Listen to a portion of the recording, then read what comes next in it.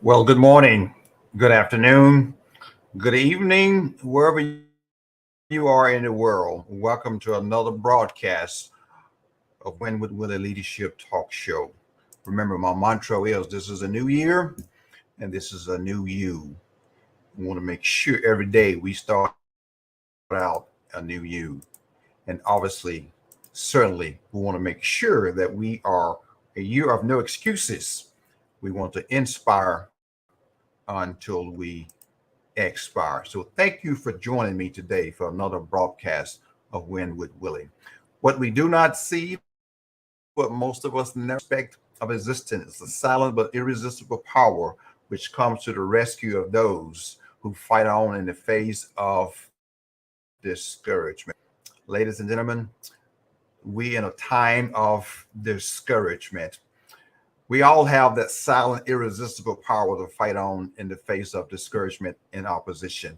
And we have an enemy, and that's the devil. When Will the talk show is about encouraging us to fight on, and we need that now to lead on. We need that now to serve on, to grow on, reaching our God given potential. And the best gift that we can give our family, our community, and our organization is the best version of ourselves. And how do we become the best version of ourselves? We must first learn to lead ourselves because you and I cannot give what we do not have.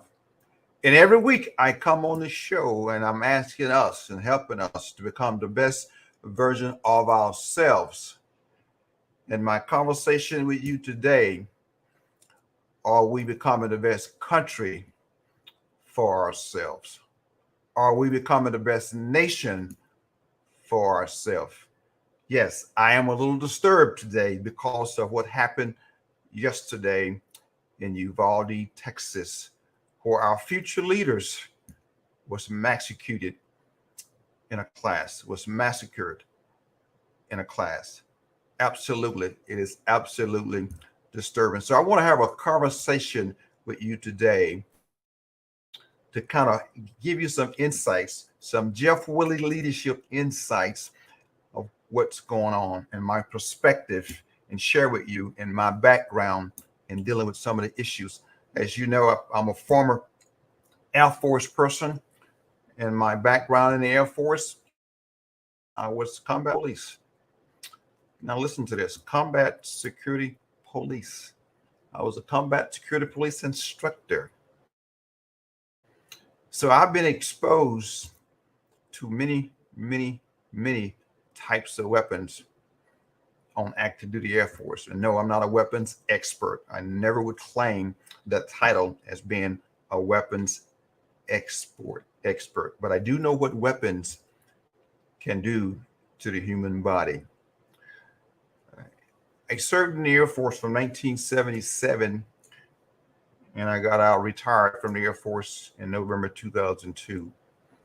My first 13 and a half years until 77 until 1990, I was combat security police. I trained with weapons. Let me share some of the weapons that I was exposed to while I was active duty. But before I do that, I just want to pray. I just want to take this moment. And I know you, that we need to pray. We need to pray that God heal this country and heal our people and restore us back to Him. So, Lord, I thank you for this day. I thank you for your mercy and your grace. We need you more than ever. Our hearts are hurting. Our families are broken. Our hearts are crying. Our families are crying. We need your intervention. We need your transformation to resonate in all of us, in all of us, every day. Not during these moments of tragedy, but every day we need for you to resonate and transform our hearts and minds continually and restore us back to you. Thank you in your holy name. We pray and I pray. Thank you. Yes, I'm a little disturbed. My heart is broken. I'm exhausted. I'm tired. And I'm thinking that many of you are also exhausted and are tired. But we have been dealing with this for quite some time in this country. Are we becoming the best version of ourselves in this country? Are we becoming the light? Are we don't know? That might be a question that's resonating with you right now. I know it's a question that's resonating with me, and I am disturbed.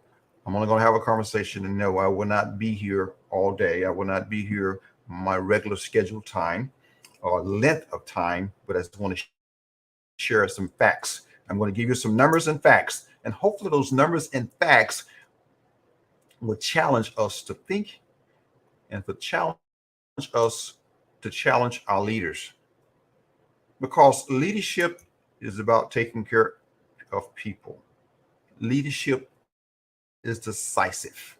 Leadership is listening to the constituents and acting on the desires of the constituents of the people that you and our elected leaders serve. Are we doing that? I don't know.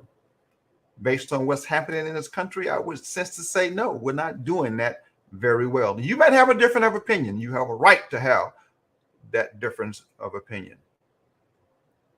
And I'm not looking for agreement. I'm looking for change. I'm looking for us to act.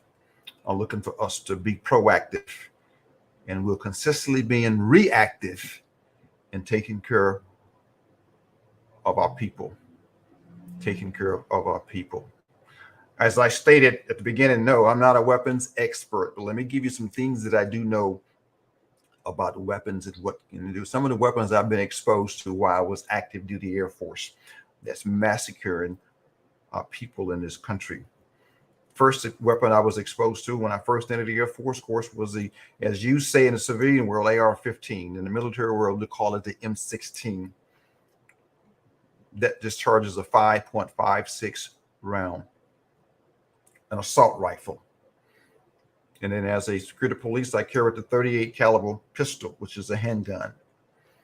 In my combat role, I carried the M203 grenade launcher attached to an M16, and sometimes it was not attached to an M16. In my combat role, I have fired and carried the law rocket, which is light anti-tank weapon. All these weapons are designed to hurt people and kill people. A M60 machine gun, which discharges a 7.62 ammo, 50 caliber machine gun, claymore mine, grenades, shotguns, 9mm handgun, a M79 grenade launcher, and two Soviet-made weapons that I trained with in my combat role just to learn what they can do, AK-47 and a Dragunov sniper rifle. Those are two Soviet-made weapons that I was exposed to while I was active duty Air Force. Prior to that, I grew up with guns, grew up with a rifle, and grew up with shotguns. They was primarily for hunting. Father did not have handguns, but we hunted for food. We hunted for rabbits and squirrels and possums. That's what my father exposed me to as a young boy growing up in rural East Texas. That's what they were for, hunting for our food and also protecting our home, but primarily for the food that we ate. But when you look at that AR-15, that massacred those young children, our future leaders in Uvalde, Texas yesterday, you understand, let me give you some insight of that 5.56 caliber round that's being discharged from that weapon. That is a weapon that ammo that contacts the body.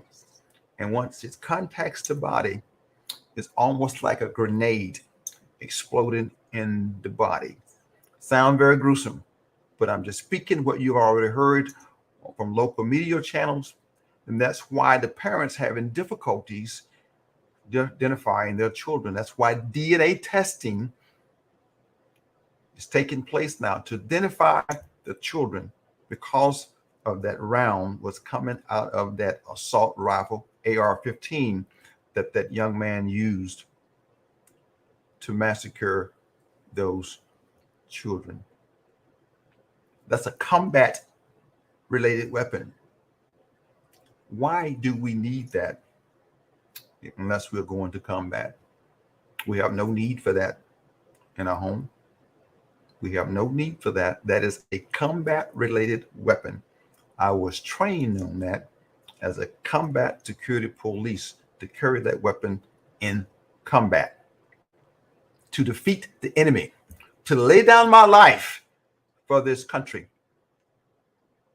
That's what our young men and women in the armed services are carrying right now. They're carrying associated 5.56, 5.56, or 7.62, or the M203 grenade launcher, are those associated combat related weapons for combat. For combat. Let me give you some stats. And this is just some information. I'm going to look at my screen. I'm going to share some stats with you right now in regards to what's been happening with school shootings. For those who don't know, I taught high school for 15 years, Air Force Junior ROTC. 3 to 4 times a year, we're doing active shooting drills. Active shooting drills. Our children are afraid to go to school. Why? Because our leaders are not being proactive. Our leaders are not being decisive in protecting our future leaders and our children. I'm doing a lot of research and other issues right now, but that right is resonating with me, that our leaders are not being proactive in protecting our children. There's things that you and I can do. I'm going to have a call to action. I'm expecting you, and I want you, if you have an admiration, a love for our future, and a love for this country, and a love for our children, we have to get out of our comfort zone and make some tough decisions, and make some challenging decisions, some make significant challenges decision. Let me give you, in the year of 2022, we've already had over 200 mass shootings. 200 in 2022. Some of those mass shootings did not make the local news or national news, but they are being recorded. Obviously, May 24th, May 23rd, May 23rd, South Carolina, May 21st, Indiana, May 21st, Washington, May 20th, Florida, May 20th, California, May 20th, Louisiana, May 19th, Illinois, May 18th, Pennsylvania, May 17th, California, May 15th, California, May 15th, North Carolina, May 15th, North Carolina, May 15th, Houston, Texas, May 14th, New York, Buffalo, grocery store, May 13th, Wisconsin, May 12th, Arkansas, May 11th, Illinois, May 11th, Illinois, May 11th, Indiana, May 11th, New Jersey, May 10th, Maryland, May 10th, Illinois. Haven't even exhausted the month of May, the current that we are in. What are we doing? Are we being the best version of ourselves? That question is debatable. That question requires some thought. Are we being the best version of ourselves?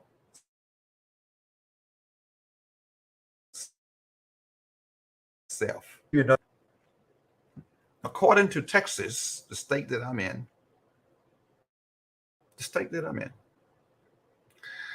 if I'm 21 or if I'm 18, I cannot purchase alcohol. If I'm 18, I cannot purchase tobacco products. I can only purchase those tobacco products when I turn 21. I pause. I give you that law in the state of Texas. You don't have to depend on me or trust my word. You can Google it and find out the law to purchase alcohol in the state of Texas. You must be 21. To purchase tobacco of Texas, you must be 21. Those two products are going into an individual's body, only causing harm to him or herself. Current law, you only have to be 18 to purchase a weapon in the state of Texas. A long gun in the state of Texas, you only have to be 18 years of age, and that long gun is causing damage and destruction to others. The young man in Uvalde, Texas, was anticipating his 18th birthday to purchase those long guns. To purchase those long guns. And look what happened. The young man, 18 years of age. 3 years later, then he would have been eligible to buy alcohol and to purchase tobacco products. I asked the question, where is the common knowledge? Where is the common sense? Where is the logic behind that decision? I almost want to say, is there common sense associated with that decision? But the other part of that, if you also Google H.R. Bill 8, that was passed by bipartisan resolution in the United States Congress for universal background checks before an individual purchases a weapon. Universal background checks for an individual can purchase a weapon. Me, logic, Jeff Willie, that seems common sense to me. If I am going to purchase a product that's going to cause bodily harm and damage to other people, you would sense that, you would think that someone needs to check my status, my mental status, my arrest status, my felony status, or some status about me. Am I capable, have the mental capacity to purchase this product?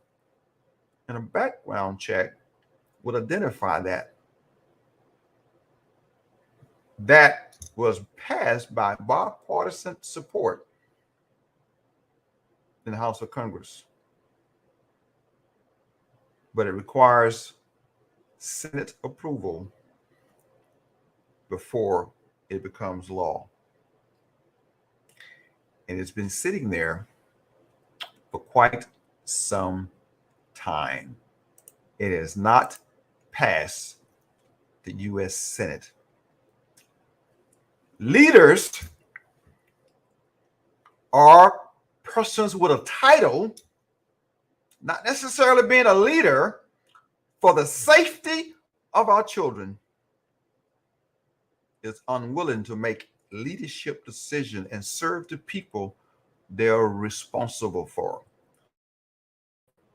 Because the purpose of this act is to utilize the current background checks process that's by the United States to ensure that individuals prohibited from gun purchase or possession are not able to attain those firearms. You may agree or disagree, but I've been in the classroom and doing active shooter drills. My teachers and educators are on the front line every day going through this process. Children are afraid to go to school. Where's the future of this country going if our children are afraid to get educated, to learn the skills and the academics needs to be effective leaders for our country because they're afraid to attend the institution that's built for them to get educated to be leaders? And parents are afraid to send their children to school. Educators are leaving the profession for multiple reasons.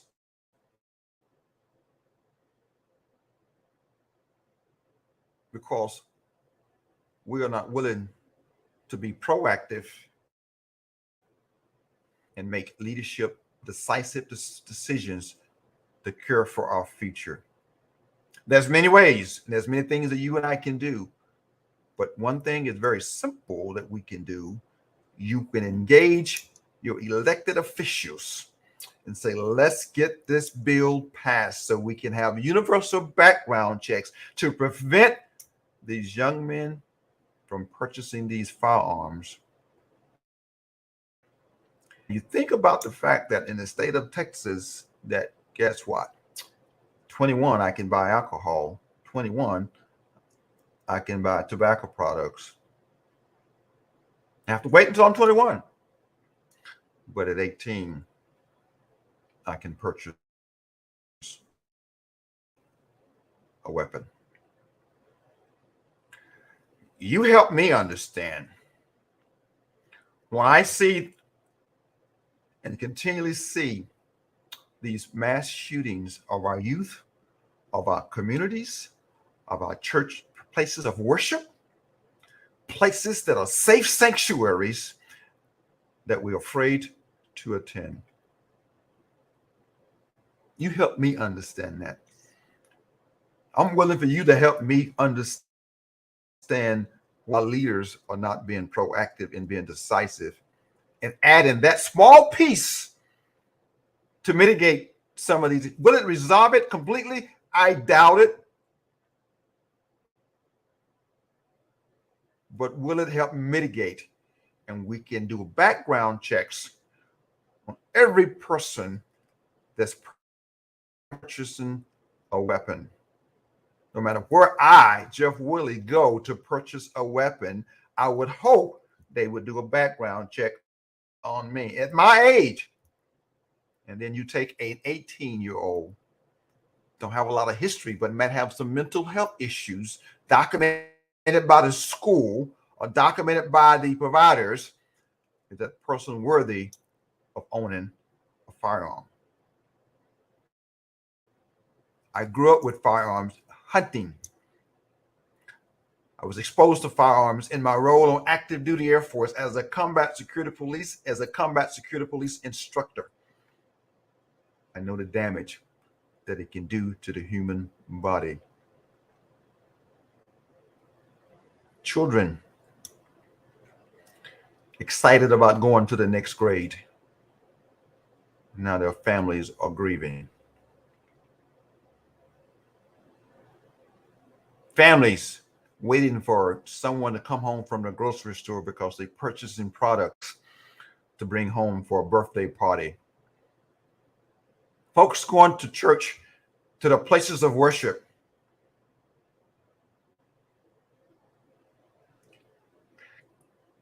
A couple of weeks ago, I had General Fig Newton on my show, the first African-American Thunderbird pilot.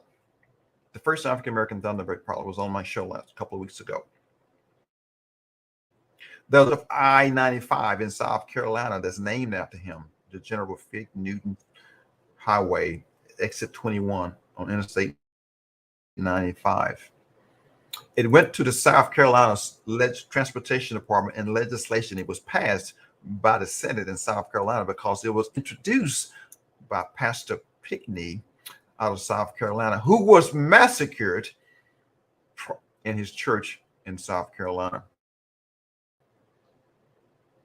And I did not know that until I talked to General Newton. He introduced a bill for him. So he cherished that portion of the highway. And I honor that portion of the highway because the person that introduced that bill to South Carolina Senate and the Transportation Department, pastor of a church, a state senator,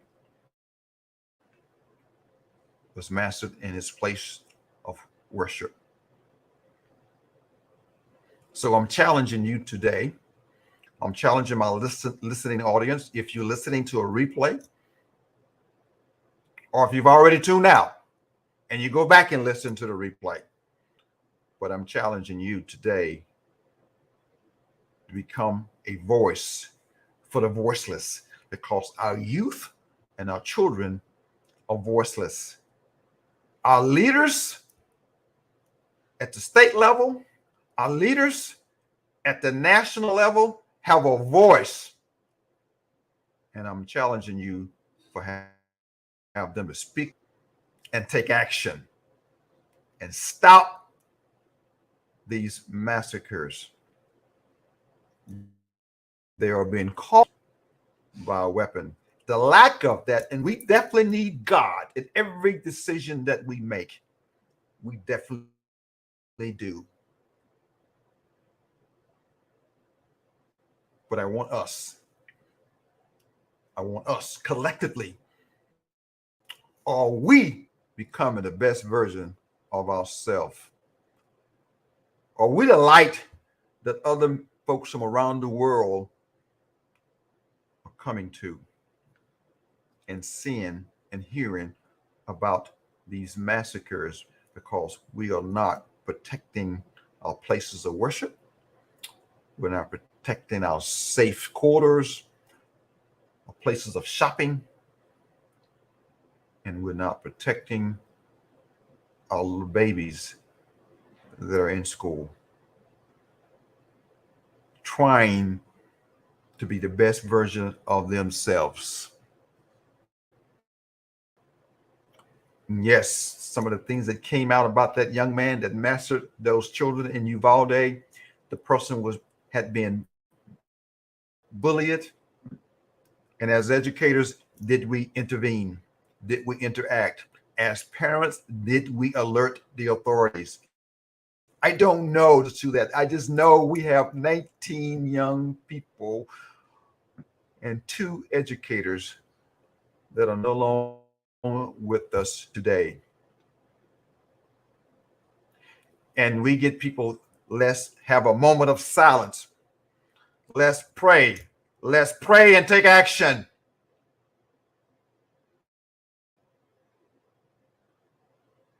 A moment of silence is not going to gain us anything. We have to action. Pray that God intervene on the heart and mind of our leaders to get out of our comfort zone. Leadership is not about you. Leadership is not about me. Leadership is about serving the people that we are responsible for. And right now, we need to protect our children, because our children are our future and they are afraid to go to school.